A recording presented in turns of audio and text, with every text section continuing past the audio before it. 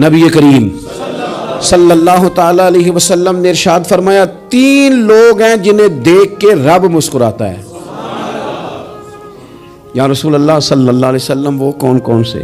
तो महबूब फरमाने लगे, एक वो बंदा सारी मखलूक सोई है, आधी रात है, रात का पिछला पहर है, उसने उठ के वुजू कर लिया, मुसल्ले पे खड़ा हो गया खुदा की याद में। फरमाया इसे देख के रब मुस्कुराता है जो उसकी शान के लायक है। मुस्कुराता है अल्लाह। ये तो सोने का टाइम था, ये तो गहरी नींद आने का वक्त था, रात का पिछला पहर। रात पवे ते बेदर्दां नू नींद प्यारी आवे, ते दर्दमंदां नू याद सजन दी सुत्तियां भी आन जगावे। और सावन की काली रातों में जब बूंदा बांदी होती है, वो रातों को उठ उठ रोते हैं जब खलकत सारी सोती है। अल्लाह मुस्कुराता है।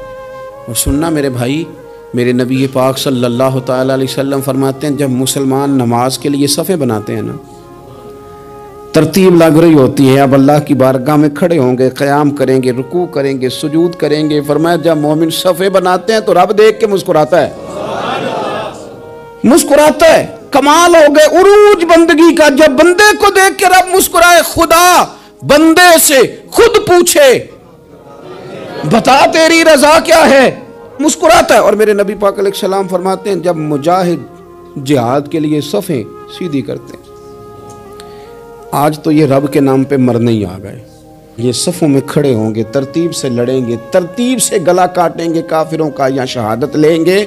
फरमाया जब जिहाद के लोग सफ़े बनाते हैं तो रब उन्हें देख के मुस्कुराता है। कितने नसीबों वाला वो बंदा है जिसे देख के मुस्कुरा दिया। ओ यार, कभी तेरा बेटा तेरे सामने मुस्कुराए ना छोटा, तो तेरा दिल बाग बाग हो जाता है। तेरी माँ बीमार किसी एक दिन सही तरह हंस पड़े तो तबीयत खुश हो जाती। मुझे बताओ ना, जिसका रब भी उसे देख के हंस पड़े, जो उसकी शान के लायक है, क्या उस बंदे के नसीबे हैं, क्या उसके मुकद्दर हैं